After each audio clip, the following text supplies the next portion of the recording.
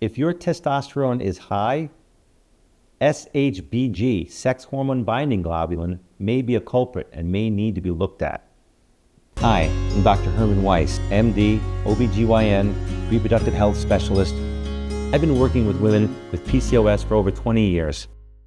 Hyperandrogenism is a core issue related to PCOS.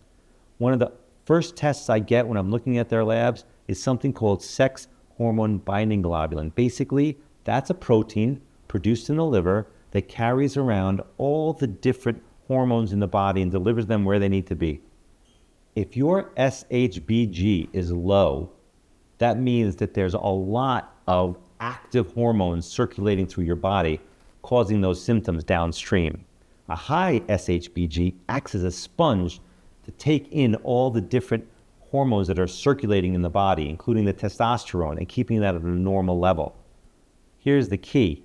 When insulin levels are high, the SHBG levels are low, and that causes elevated relative levels of the androgens.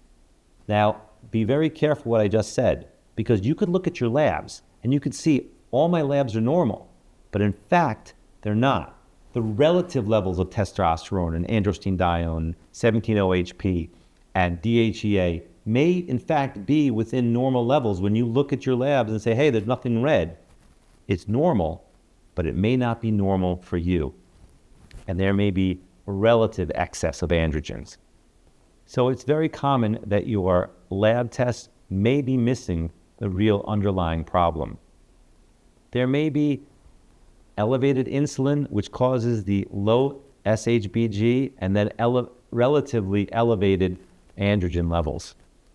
By improving your insulin sensitivity, decreasing general inflammation, you can go a long way to improving your SHBG levels. SHBG may not get a lot of attention, but it plays a critical role in controlling your PCOS symptoms.